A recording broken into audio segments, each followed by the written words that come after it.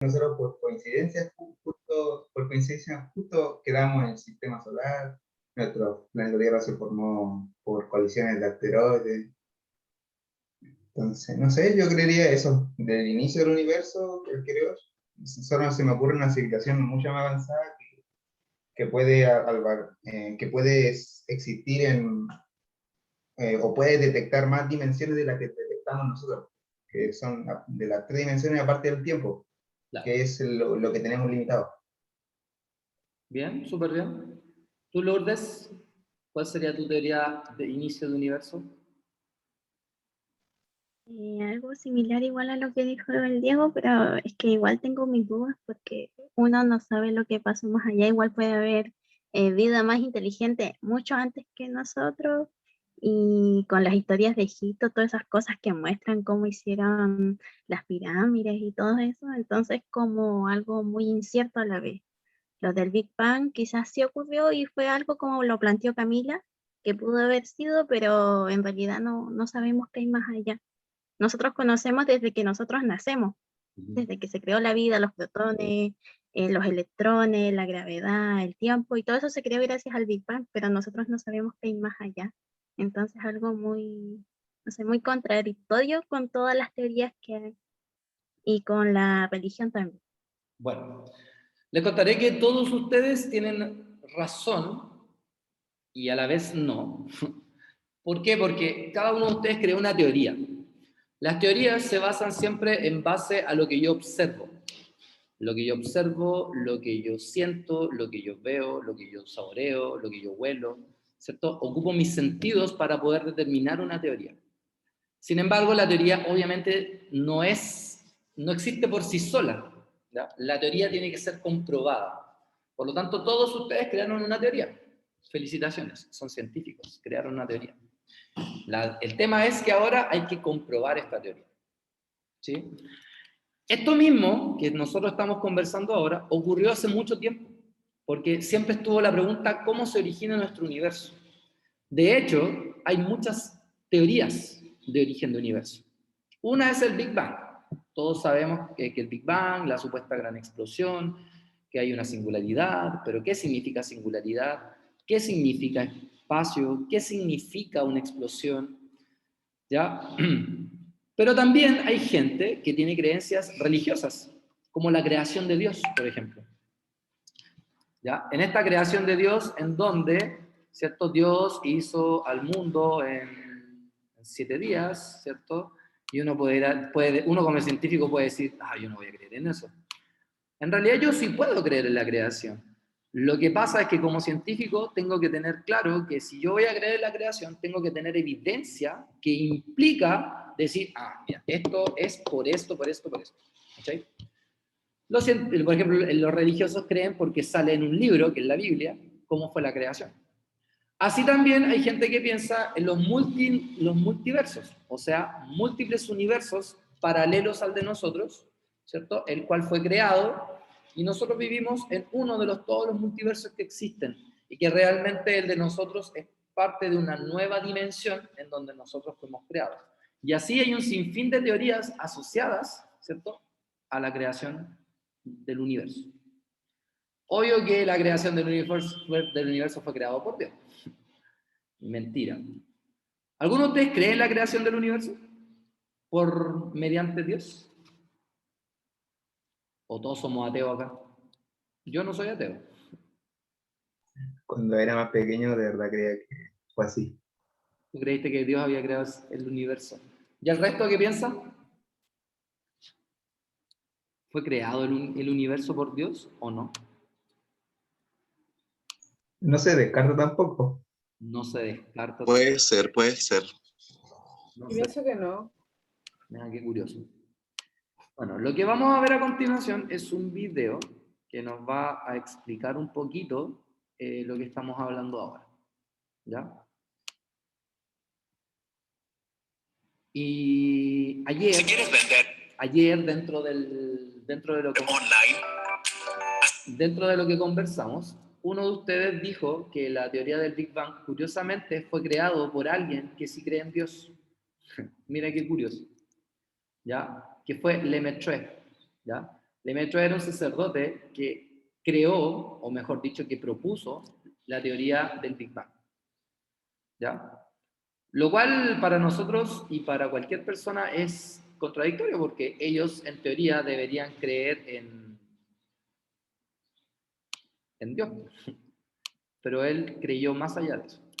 Necesito que me digan si se escucha bien, ¿ya? Los físicos solían creer que el universo había existido desde... ¿Se escuchó? Sí, ¿Sí? ¿Se escucha bien? ¿El resto? sí. ¿Se escucha bien? Sí, profe. Voy a apagar mi audio. Los físicos solían creer que el universo había existido desde siempre, invariablemente, porque eso era lo que sugerían sus observaciones del cielo nocturno. Sobra decir que este punto de vista chocaba con las historias del origen o creación de muchas de las religiones más extendidas que afirman que el universo tuvo un principio. Así que no es muy sorprendente que fuera un sacerdote católico, Georges Lemaitre, quien fuera uno de los pioneros tras el nuevo punto de vista científico, que el universo sí tuvo un principio. Lemaitre, por supuesto, también era un excelente matemático y científico y basó esta idea no solo en sus creencias religiosas, sino también en nuevos datos experimentales de Edwin Hubble, que mostraban que el universo se expandía. Estos datos, combinados con las matemáticas de la relatividad general, permitieron a Lemaitre rebobinar la historia cósmica y calcular que cuanto más atrás en el tiempo vamos, más pequeño tenía que ser el universo. La conclusión natural es que todo cuanto podemos ver en el universo estuvo en algún punto de la historia concentrado más o menos en solo un punto del espacio. Lemaitre llamó a esta idea el átomo primigenio, pero por supuesto hoy en día la conocemos como la teoría del Big Bang o la gran explosión. Salvo que el Big Bang es un nombre horrible. Sería mucho más preciso llamarlo el omnipresente estiramiento, porque una de las ideas incorrectas más comunes que hay acerca del Big Bang es que todo el universo estaba comprimido en un único punto desde el cual, de algún modo, se expandió hacia la nada que lo rodeaba. Es cierto que el universo observable, es decir, la parte del universo que podemos ver desde la Tierra, estaba ciertamente encogido en un pedazo del espacio muy pequeño, pero ese pedazo de espacio no era un solo punto y el resto del universo tampoco estaba en ese mismo pedazo de espacio. Todo esto se explica gracias al poder mágico del infinito. El universo entero es muy grande. Los datos que tenemos muestran que es por lo menos 20 veces más grande que el universo observable, pero eso es solo un límite inferior. Podría ser perfectamente infinito. Y si tienes una cantidad infinita de espacio, puedes contraer ese espacio, encogerlo todo a proporciones minúsculas y aún así seguir con una cantidad infinita de espacio, de la misma forma en la que puedes encoger todo lo que quieras una recta numérica y esta seguirá siendo una recta infinita. Básicamente, el espacio no necesita un lugar hacia el que expandirse porque puede expandirse hacia sí mismo y aún así tener espacio de sobra. De hecho, esto es posible aunque el universo resulte no ser infinitamente grande, aunque las razones son complicadas y tienen que ver con la diferenciabilidad infinita de la métrica del espacio-tiempo. En cualquier caso, el evento desafortunadamente conocido como el Big Bang fue básicamente hace mucho tiempo, cuando el universo estaba mucho más comprimido y el universo observable, es decir, todo lo que podemos ver desde la Tierra, estaba apretado en un muy pequeño pedazo de espacio. Como todo el universo joven era denso y caliente por doquier, el espacio-tiempo estaba curvado en todos lados, y esta curvatura se manifestó como una expansión rápida del espacio a lo largo de todo el universo. Y aunque la gente lo llama el Big Bang, no fue solo grande, fue en todos lados. Y no fue realmente una explosión, fue el espacio expandiéndose. Es realmente una pena que el omnipresente estiramiento no tenga tanto impacto como el Big Bang. Lo cual nos lleva a la singularidad del Big Bang, lo cual es un nombre aún más horrible porque cada palabra es engañosa. Quiero decir, singularidad parece implicar algo que ocurrió en un único punto, que no es ni de lejos a lo que se está refiriendo aquí. Debería llamarse la parte del omnipresente estiramiento donde no sabemos sobre lo que estamos hablando. Básicamente, nuestros actuales modelos físicos para el universo son incapaces de explicar y predecir qué ocurrió al principio de todo, cuando el universo estaba súper encogido, pero en lugar de llamarlo el tiempo en el que no sabemos qué ocurría en ningún lado, por algún motivo lo llamamos singularidad. Esta ignorancia, no obstante, es muy conveniente para resolver la pregunta de qué ocurrió antes del Big Bang, porque nos dice que la pregunta no está bien definida. Antes, cuando nuestro espacio estaba tan increíblemente comprimido y todo era ridículamente denso y caliente, nuestros modelos matemáticos del universo se rompen tanto que el concepto de tiempo ni siquiera tiene sentido. Es un poco como el Polo Norte, donde el concepto de norte se rompe. Es decir, ¿qué hay al norte del Polo Norte? Lo único que puedes decir es que cualquier lugar de la Tierra está al sur del Polo Norte. De la misma forma, cualquier momento del universo existe después del principio. Pero una vez que comenzó el tiempo, fuese cuando fuese eso, el espacio se expandió de forma increíblemente rápida en todo el universo, durante un ratito. Luego, la expansión se frenó un poco, el universo se enfrió, ocurrieron cosas y unos pocos miles de millones de años más tarde, aquí estamos.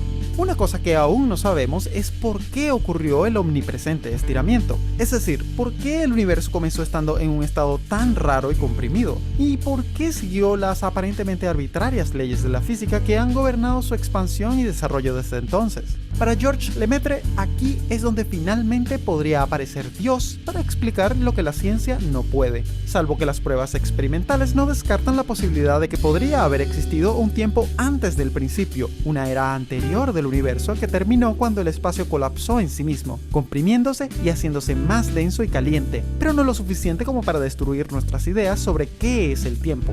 Entonces habría rebotado, expandiéndose de un modo similar a lo que llamamos el Big Bang, pero sin la parte en la que no sabemos de lo que estamos hablando, o singularidad. Así que la física podría estar llevándonos de vuelta a la noción de que el universo es eterno y no tuvo realmente un principio. En este caso, el profesor Lemaitre tendría que repensarse su interpretación de las palabras "en el principio".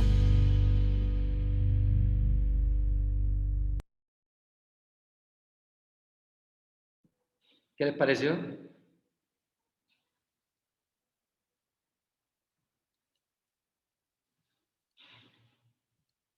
¿Qué dice el público? ¿Qué les pareció? Entretenido.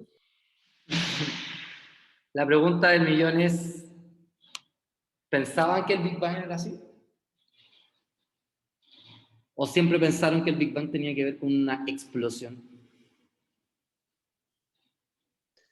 O sea, siempre pensé que fue una construcción, así como lo explica ahora, pero no pensé que era así. Uh-huh.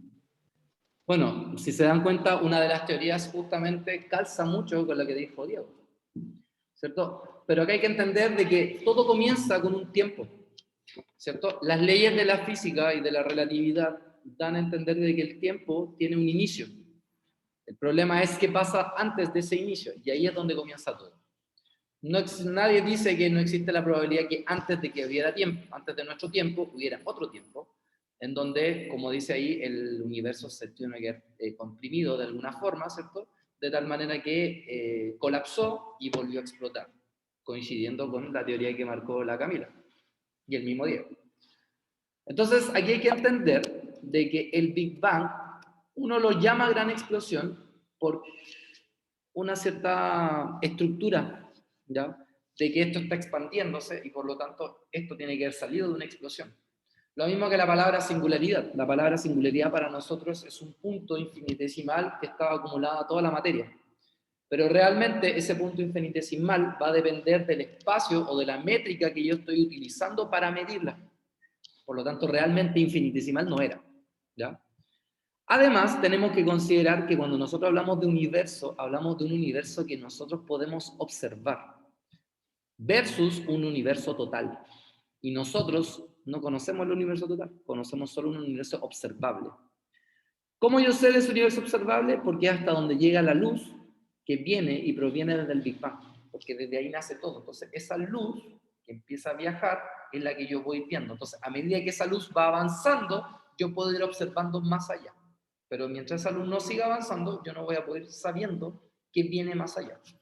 Y como decían por ahí, yo tampoco puedo avanzar en la nada, ¿ya?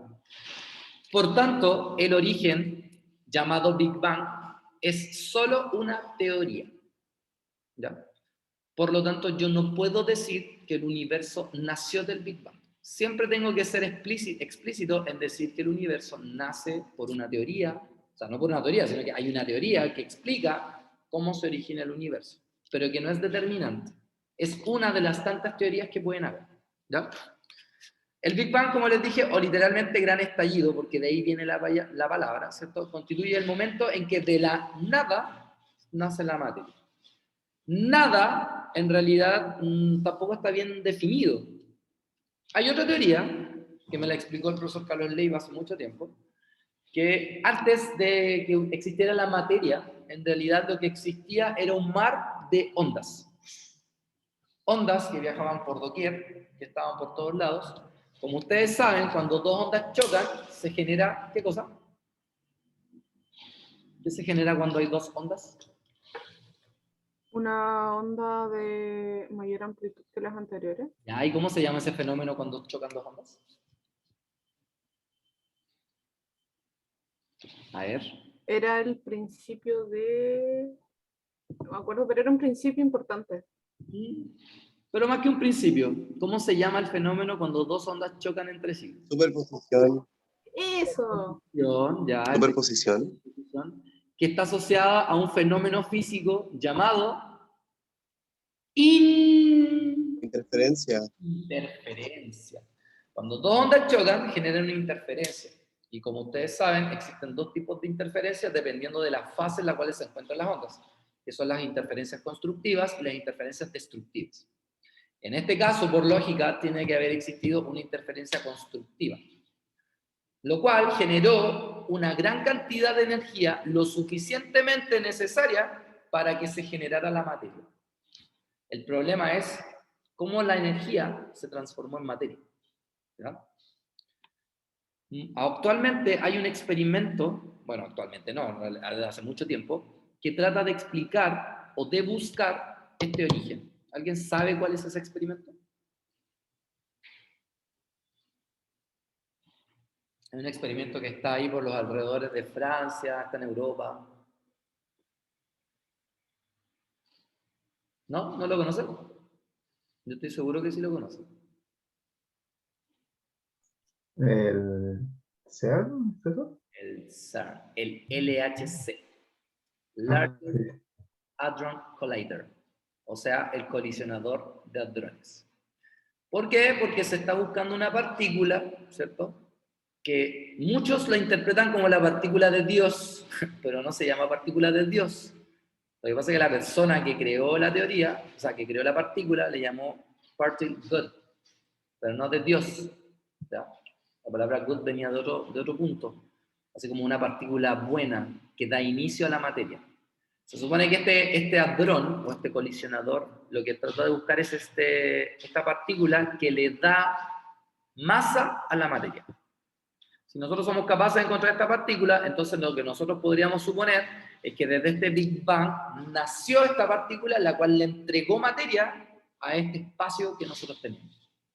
Pero por el momento no sabemos eso, por lo tanto realmente no sabemos cómo inició todo. ¿Ya?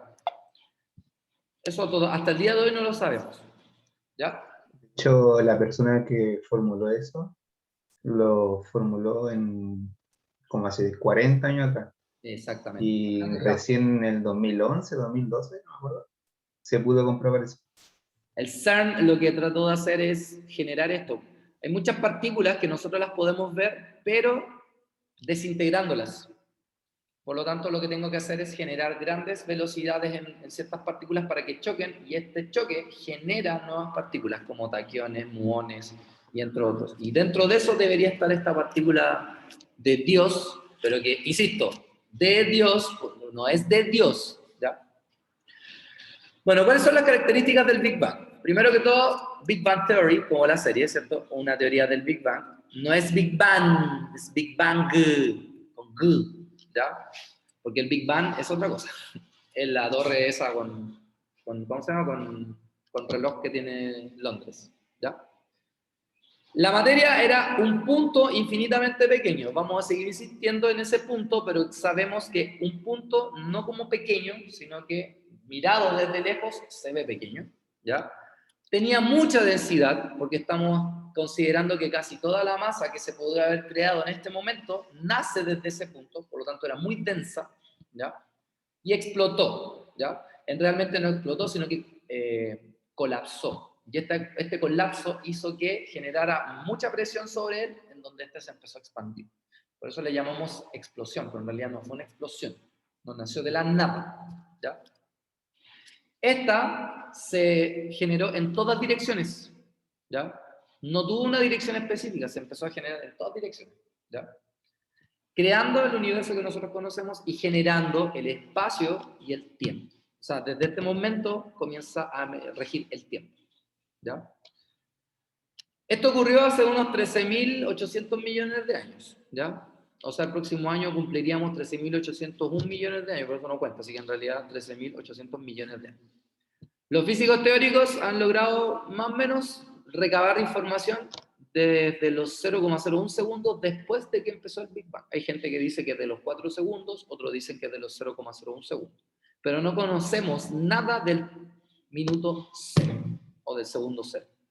O sea que no sabemos cómo se originó. Lo único que sabemos es que pasó después de ese origen, ¿ya?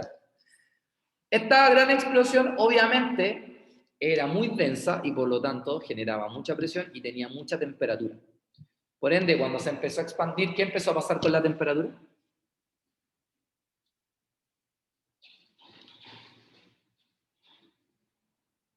¿Qué empezó a pasar con la temperatura al ir expandiéndose?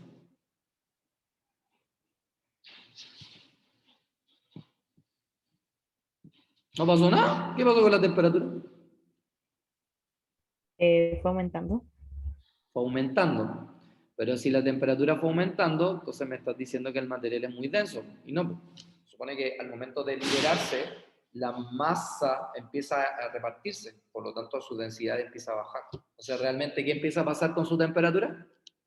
Baja. Empieza a disminuir, ¿ya? Empieza a disminuir lo suficiente para que se generen las primeras partículas, porque la energía se empieza a transformar en materia. Recuerden que según la teoría de la relatividad, ¿cierto? La materia y la energía están ligadas entre sí. Por lo tanto, una cierta cantidad de energía se empieza a transformar en una cierta cantidad de masa, en donde se generan las primeras partículas subatómicas que nosotros conocemos. Era una sopa literal de partículas subatómicas como electrones, positrones, mesones, bariones, neutrinos, fotones. Nacen los primeros fotones, los cuales dan luz, ¿ya? Y luego de eso, estas partículas se empiezan a fusionar, fusión nuclear, ¿cierto? Cuando dos partículas se juntan, generan un nuevo núcleo, liberan energía, ¿cierto? Y estas generan un nuevo átomo. De hecho, aquí empiezan a nacer los átomos. Y luego con los átomos empiezan a salir las moléculas y así sucesivamente, ¿ya? Y gracias a eso empieza a aparecer el concepto de gravedad, porque nunca se les olvide que el concepto de gravedad, si lo miramos según Newton, tiene que ver con una fuerza, que es una fuerza de atracción. Por lo tanto, las partículas se empiezan a atraer unas con otras, generando nuevas partículas, y de ahí nace lo que conocemos como estrellas, galaxias, nubes de polvo, gas, etcétera, etcétera. ¿Se entiende?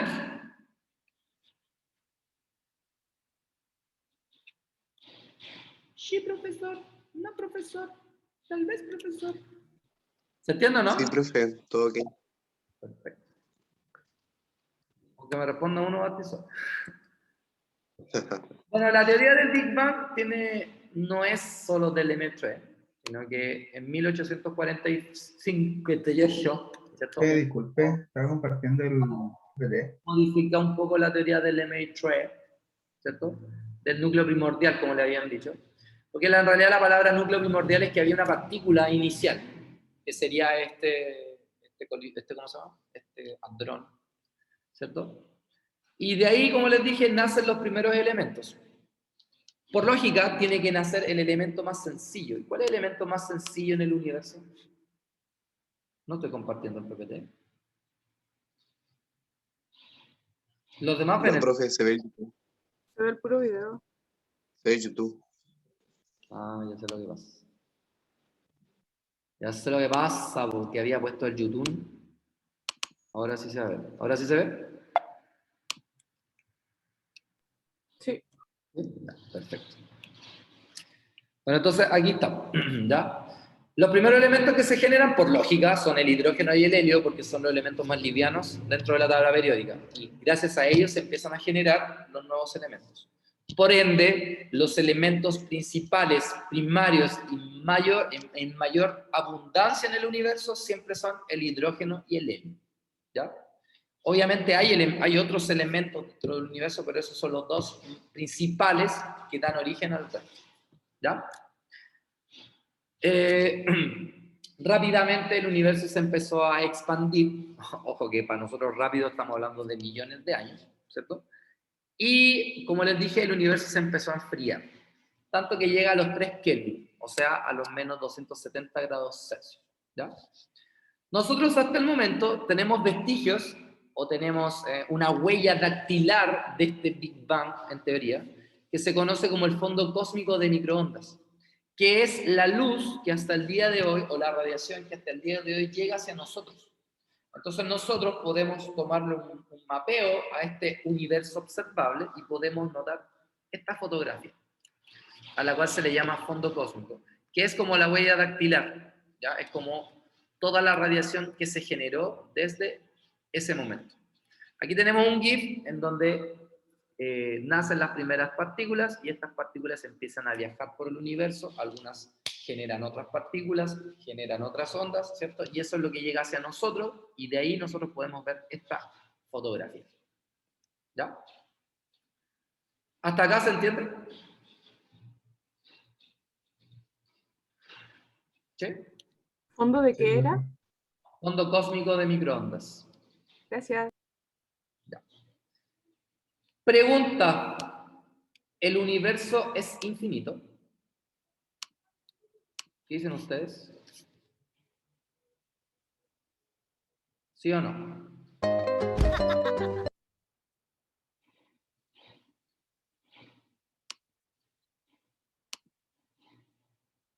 ¿Es infinito el universo o no? No se sabe. No se sabe. En algún momento puede chocar con algo y empezar a contraerse. Ya. ¿Qué para ustedes es infinito?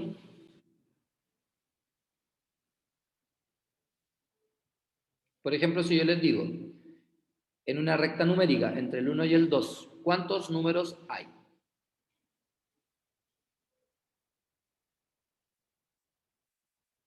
O sea, eso es igual infinito, pero es como denso, más que nada. Ya.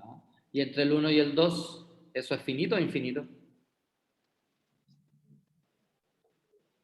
Eso es finito. O sea, sí, o sea, sí, Entonces, pero dentro de eso puede ser infinito, ¿no?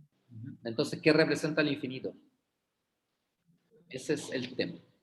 Bien, vamos a ver el siguiente video, el cual nos va a dar una introducción a esto, y luego vamos a hablar de cuál es la diferencia entre que sea finito o sea infinito. ¿Ya? ¿Se puede escuchar?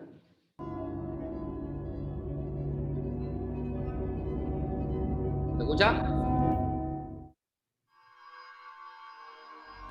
Sí.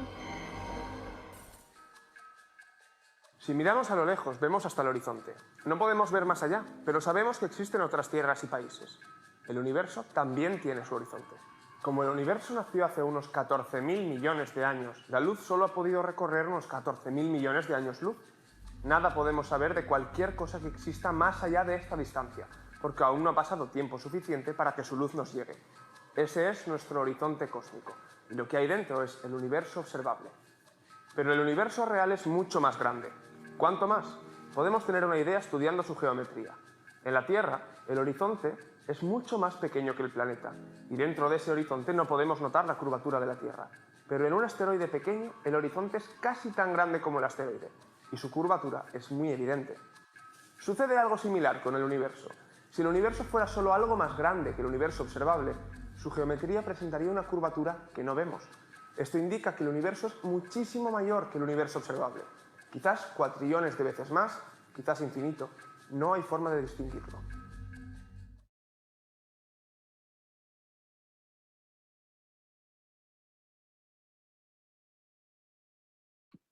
Quedamos igual, pues.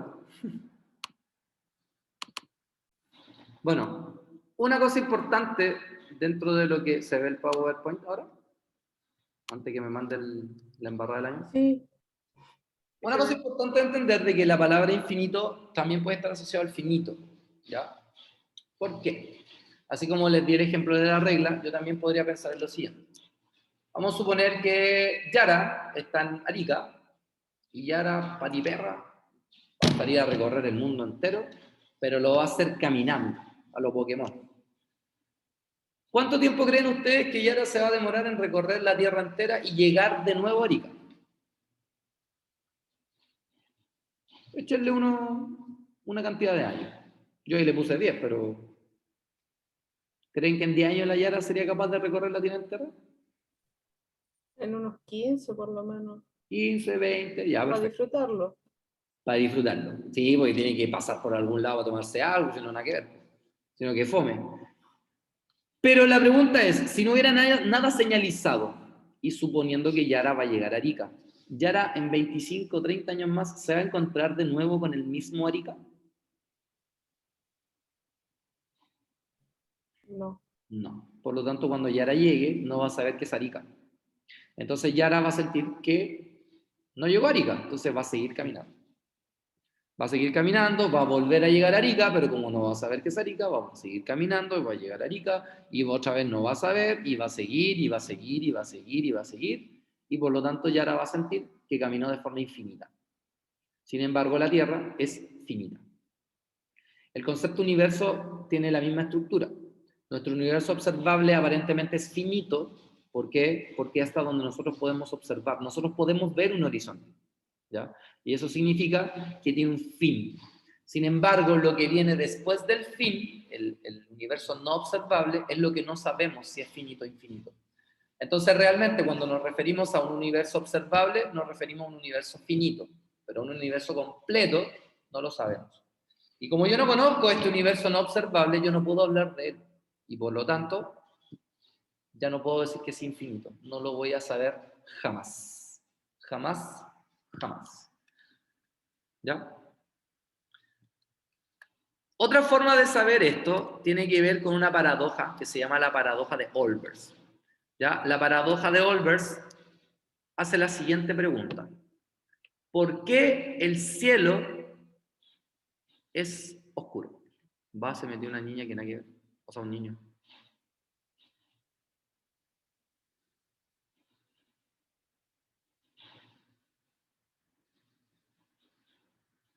Andrés Aguilera. ¿Por qué el cielo es oscuro por la noche? Estoy en otro curso por si acaso. A las 6:20 en la clase. Sí, disculpe. Ya. Bien. Esta es una paradoja bastante interesante porque ¿por qué el cielo es oscuro? ¿Alguien se ha preguntado eso? ¿Por qué el cielo es oscuro? A ver. A veces. ¿Qué dices tú, Francis? ¿Por qué el cielo es oscuro?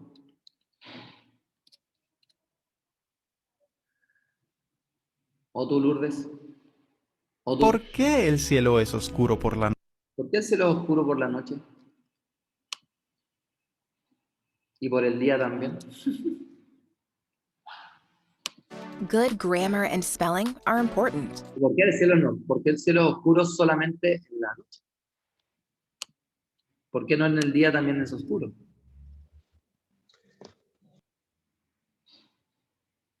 A ver si a alguien se le ocurre.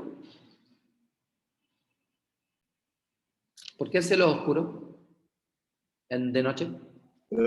Porque las estrellas están tan lejos, pues entonces no llega casi nada de luz, excepto lo que la luna refleja de noche. Ya. Pero, por ejemplo, el sol y las estrellas de día sí. En el mismo lugar y hay muchas estrellas, en conclusión no debería ser oscuro. ¿Por qué oscuro el cielo? ¿Nunca se habían preguntado eso? No se sientan mal porque yo tampoco. ¿Ya? Es súper raro, pero una vez que te pones a analizar, la pregunta es ¿por qué el cielo es oscuro? ¿Cuál es la razón de que este sea oscuro? Y ahí viene la paradoja que se llama la paradoja de Olbers. ¿Ya?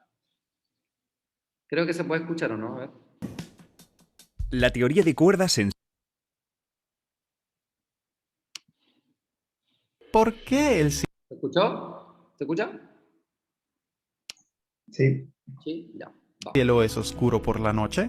Podrías decir que es obvio, no se ve el sol. Pero si el cielo es azul por el día, es porque la luz solar se dispersa por la atmósfera. Si no tuviéramos atmósfera, como en la luna, el cielo siempre sería oscuro, por mucho que brillara el sol. Así que reformulemos la pregunta. ¿Por qué es oscuro el espacio? Es decir, el espacio está lleno de estrellas, montones y montones de estrellas, cada una brillando más o menos tanto como el Sol. Y en un universo infinito y eterno, escogieras la dirección que escogieras, si miraras lo suficientemente lejos, verías una estrella o una galaxia. Así que todo el cielo sería tan brillante como el Sol, día y noche. Y como no lo es, ¿significa eso que hay una distancia a partir de la cual estrellas y galaxias simplemente paran? ¿Una frontera entre el algo y la nada? ¿El borde del universo? No exactamente. Todas las pruebas apuntan a que el espacio no tiene bordes, pero el universo en sí mismo sí. No un borde espacial, sino temporal.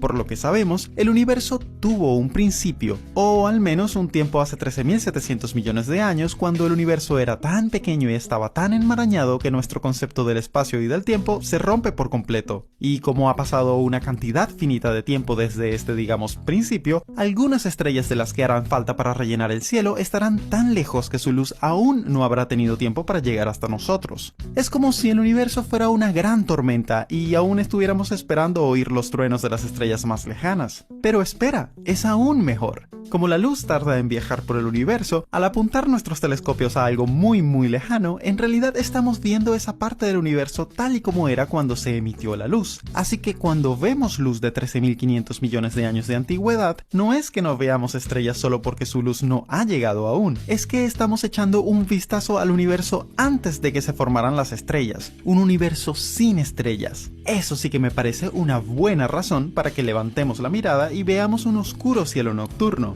pero no lo es. Es decir, es verdad que podemos encontrar regiones del cielo donde no hay estrellas si miramos tras las primeras estrellas del universo y por lo tanto más atrás en el tiempo, pero cuando apuntamos nuestros telescopios más allá de esas estrellas, seguimos viendo luz, pero no viene de estrellas, sino de las sobras del Big Bang. Detectamos esta radiación de fondo cósmico proviniendo más o menos de todas direcciones por igual, formando un fondo más allá de las estrellas, así que supongo que el cielo nocturno no es realmente oscuro después de todo. Vale, pero si nuestros telescopios nos dicen que el cielo nocturno no es oscuro, ¿por qué parece oscuro? Aquí va la pista. Cuando el telescopio Hubble fotografió las lejanas estrellas del absolutamente maravilloso campo profundo extremo del Hubble, tomó la foto usando una cámara infrarroja. ¿Por qué?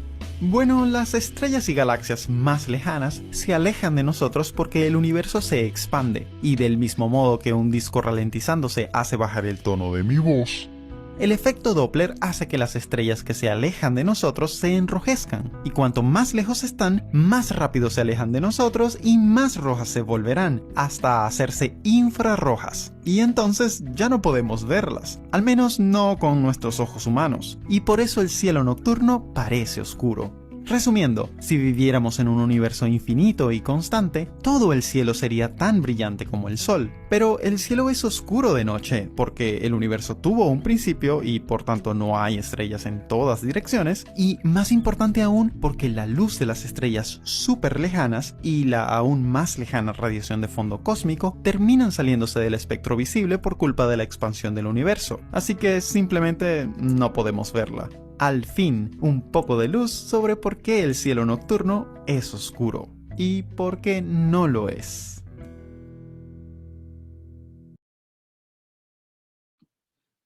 Bien. ¿Se entendió el video o hay cosas que no entendieron? Hoy voy a hablar de mi cetro es...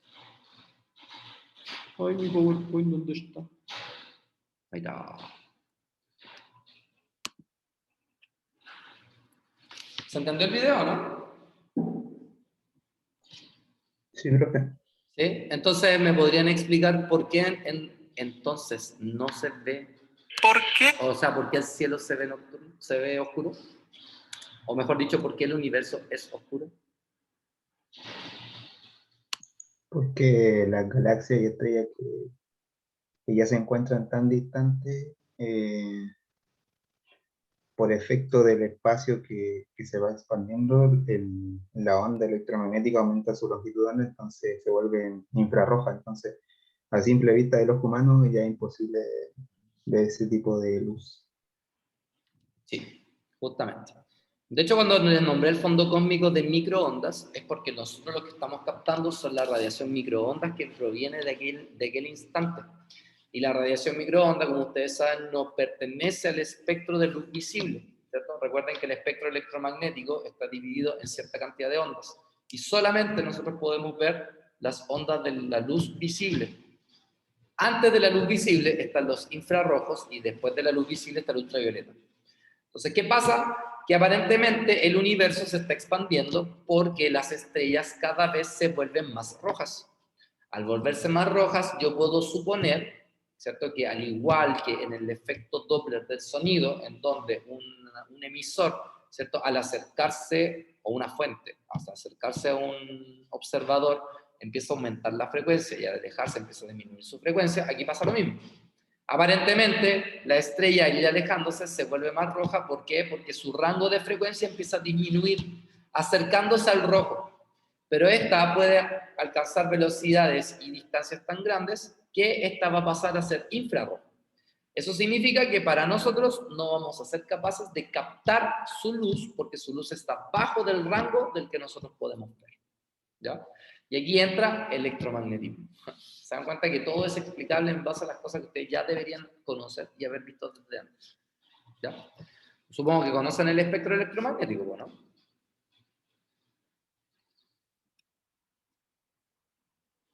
Si no, me avisan para presentárselo en la próxima clase.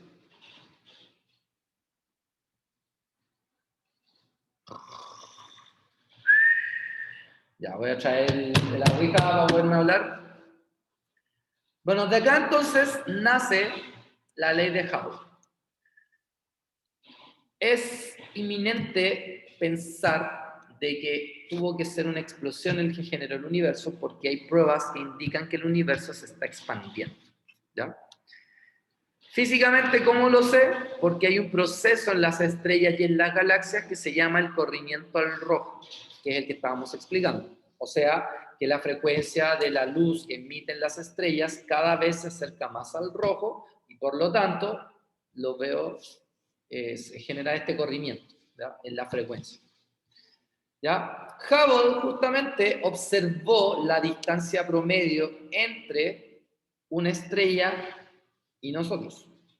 Incluso la distancia entre una estrella y otra estrella o entre una galaxia y otra galaxia.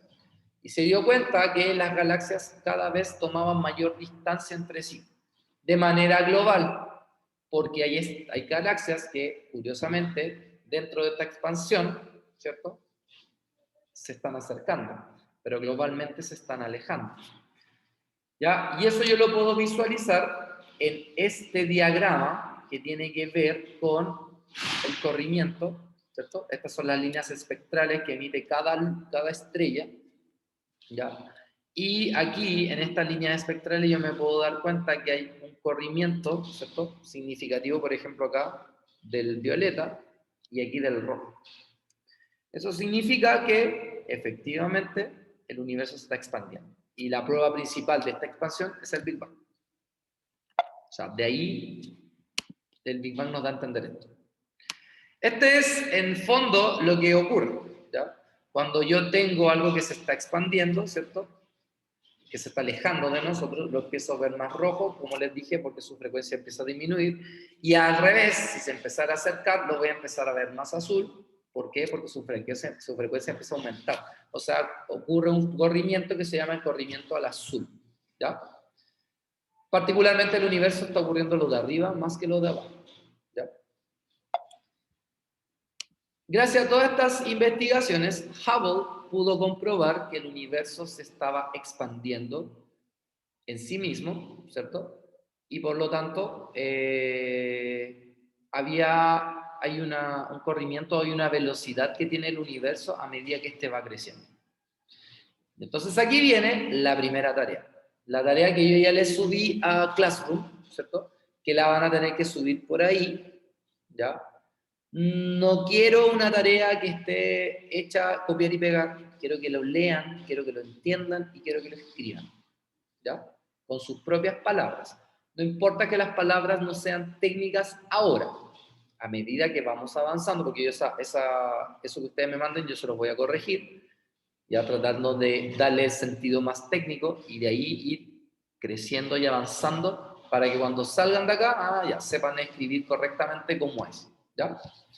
Entonces la tarea es buscar información sobre los experimentos realizados por Hubble que demuestran la expansión del universo. Y esta experimentación tiene una fórmula, ¿ya? Se concluye una fórmula mediante la ley de Hubble.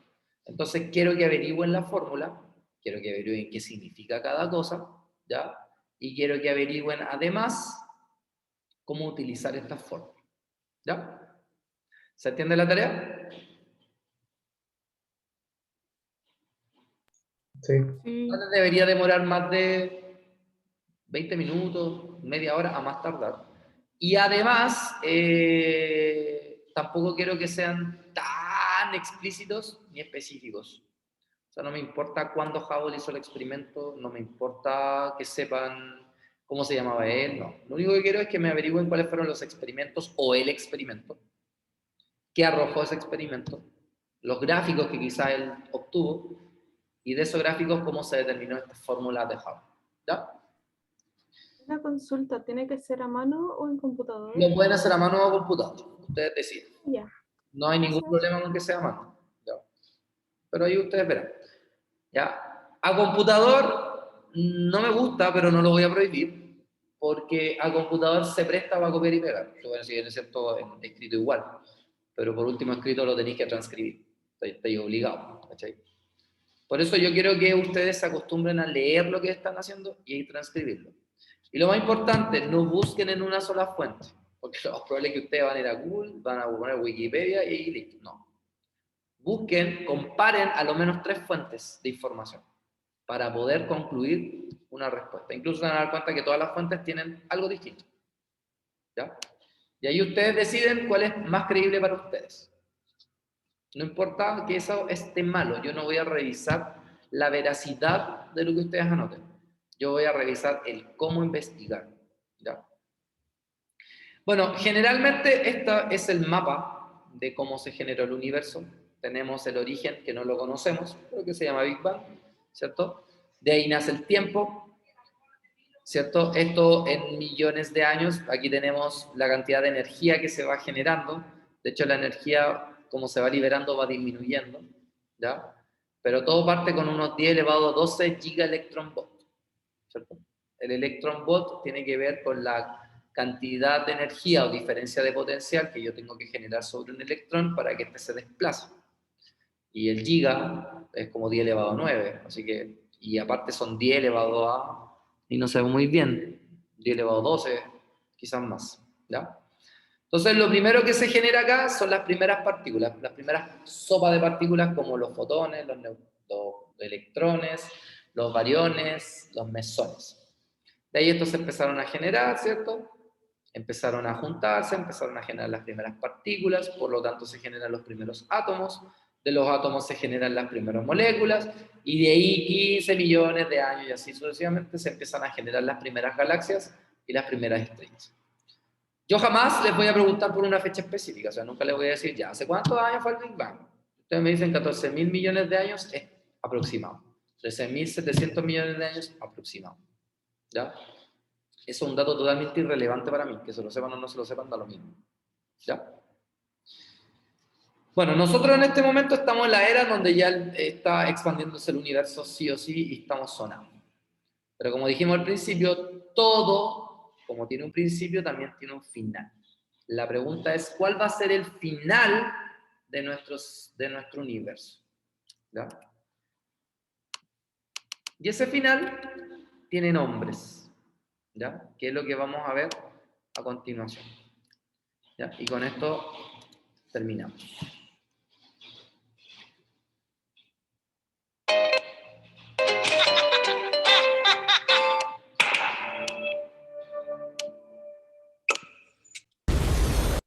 Hola amigos voltaicos. La física trata de encontrar leyes que nos permitan entender qué ocurre, pero también extrapolar los resultados para entender qué ocurrió en el pasado o qué ocurrirá en el futuro. Por eso, y sin la necesidad de ser adivinos, podemos entonces intentar responder a esta pregunta. ¿Qué ocurrirá con el universo dentro de miles de trillones de trillones de trillones de años? Vamos a verlo.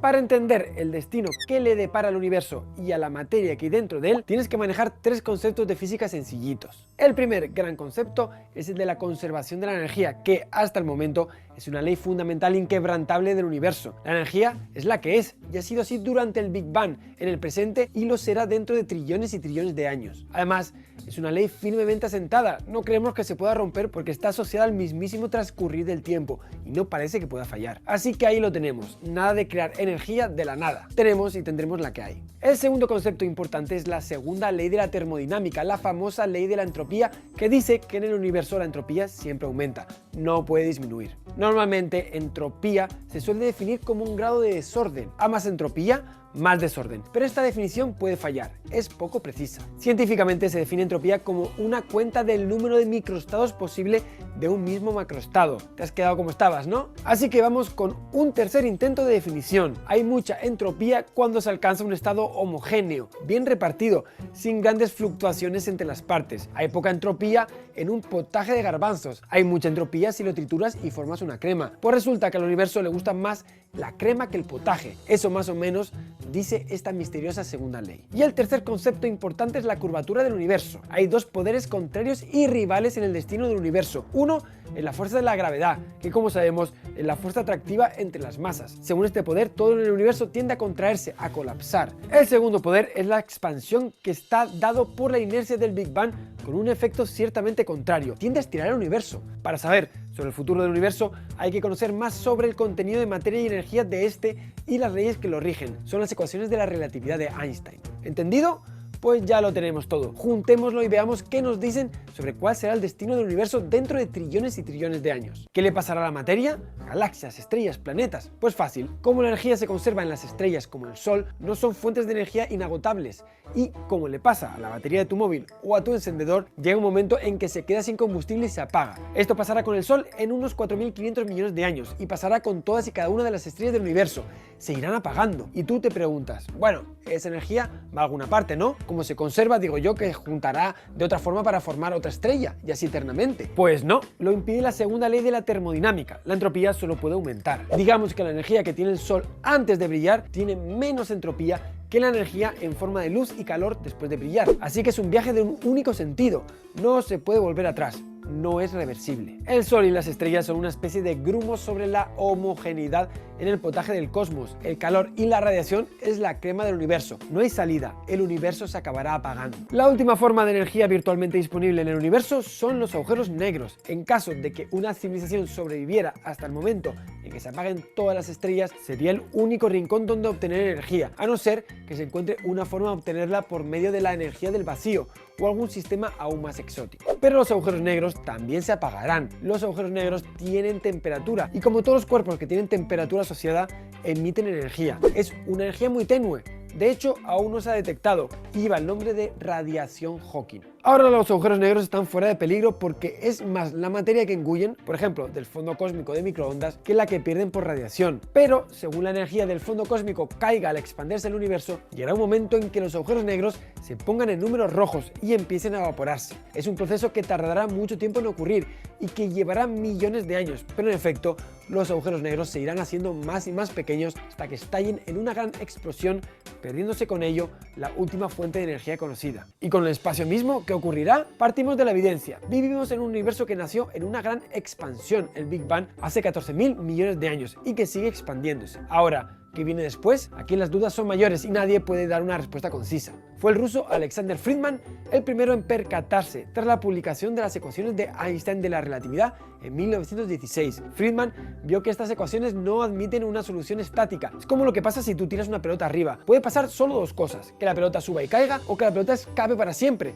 si es que tu brazo da para tanto. No existe la posibilidad de que la pelota se quede flotando arriba o abajo. Con el universo, según pudo ver Friedman, pasa lo mismo. Hay dos posibilidades: que el universo siga expandiéndose hasta cierto punto, pare y comience a contraerse, esto sería como la pelota que sube y baja, o que no pare nunca y siga siempre expandiéndose, como la pelota que escapa de la gravedad de la Tierra. La posibilidad de un universo que se detenga y se mantenga estático, como con la pelota, no existe. ¿Y de qué depende que pase una cosa u otra? De si la gravedad puede con el empuje de la expansión. Y como la fuente de la gravedad es la materia, pues precisamente de eso, de la cantidad de materia que hay en el universo. Si la cantidad de materia es superior a lo que se conoce como densidad crítica, entonces la gravedad gana. Llegado un momento, la expansión se detiene y retrocede, contrayéndose. Estamos en un universo cerrado. En ese caso sería como rebobinar la película. La materia volvería a concentrarse aumentando su densidad más y más, hasta retornar al Big Bang. Esto es lo que se conoce como el Big Crunch. Se especula científicamente con ecuaciones que este Big Crunch podría dar lugar a otro Big Bang. Repetiríamos la historia del universo.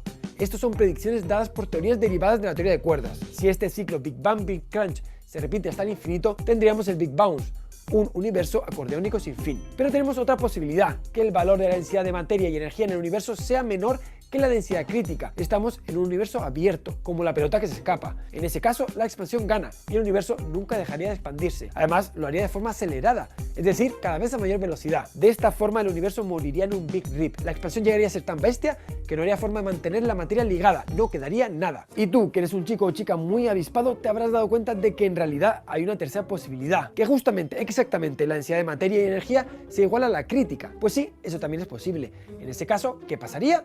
Pues tendríamos un universo plano. ¿Estático? No.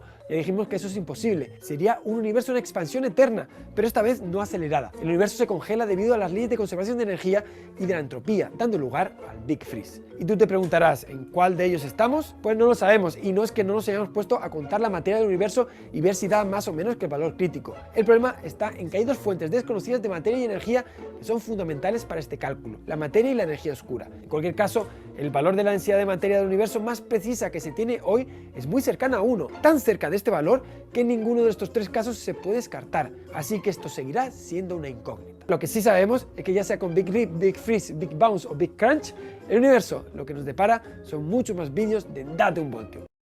No falla. Hasta el próximo vídeo. Bien. Bueno, si seguimos un poco de la idea de lo que dice el video, ¿cierto? El universo en este momento se está expandiendo gracias a las observaciones de Hubble, ¿cierto? Y el universo está expandiendo de forma acelerada, ¿ya? Sin embargo, ahí tenemos la fuerza de la gravedad, ¿cierto? Y además tenemos el tema de la expansión. Entonces, si la expansión es mucho más fuerte que la gravedad, va a expandirse constantemente, se va a expandir, pero de forma acelerada. Entonces, ¿qué va a pasar? Que la gravedad en algún momento va a dejar de existir porque va a estar todo suficientemente lejos, entonces se va a generar un rompimiento de la gravedad, haciendo que todo se desordene, generando el Big Rip. Pero, si la gravedad en algún momento le gana a esta expansión, ¿qué va a pasar? Que el universo se va a empezar a contraer, ¿cierto? Ahora la gravedad va a ser más grande, se va a empezar a contraer, a lo que se le conoce como el Big Crunch, ¿ya? Vuelve a un Big Bang. Y como decía ahí, si es que tenemos lo suficientemente energía, podemos volver a reiniciar la teoría del Diego, ¿cierto? Que se le llama Big Bounce. Así que ya no es tu teoría, Diego, lo siento. Es Big Bounce. Y si esta fuerza con esta expansión son equivalentes, va a ocurrir que el universo va a seguir acelerando, pero con una velocidad constante, como cuando tenemos una suma de fuerza igual a 0. Entonces, como va a ser con velocidad constante, nosotros sabemos que a medida que el universo se expande, se enfría. Entonces se va a enfriar más y más y más hasta que vamos a tener un Big Freeze, un universo totalmente congelado, con una temperatura lo suficientemente baja, donde no va a existir vida. Pero de nuevo, son solo teorías. No conocemos la realidad de esta teoría, porque no estamos en ese momento. Lo único que sabemos es que el universo se está expandiendo. Chiquillos, ¿qué les pareció la clase? ¿Les gustó, no les gustó? ¿Entendieron, no entendieron? ¿Es mucho, es poco? Tengo 2 minutos para analizar eso. Ya, pues digan algo, no se afomen. Estuvo bueno, profe, pero igual harta información que profundizar. Es harta información. Por eso en el PowerPoint también les coloqué los links que los pueden pegar y los pueden volver a ver si así quieren para estudiar. ¿Ya? Bien, chiquillos, no se olviden de la tarea. El día viernes la clase va a ser muy distinta porque vamos a analizar un paper que tiene que ver con el origen de las partículas subatómicas. ¿Ya? Así que ahí lo que vamos a hacer es trabajar en parejas, en grupos al azar, ¿ya? Y en realidad el trabajo no va a ser muy pesado, pero sí hay que leer un texto. No está en inglés, está en español, por si acaso. Pero en algún momento vamos a tener que analizar textos en inglés. La mayoría de los textos científicos son en inglés. para que se hagan una idea. ¿Ya? Y lo más importante, vayan desarrollando la personalidad que necesitamos como profesores. ¿Ya? Bien, chiquillos, vayan a descansar. Espero que estén muy bien, espero que hayan entendido. Nos vemos el día viernes. Cuídense harto. Profe, consultita pequeña. ¿Va a subir siempre las clases antes de la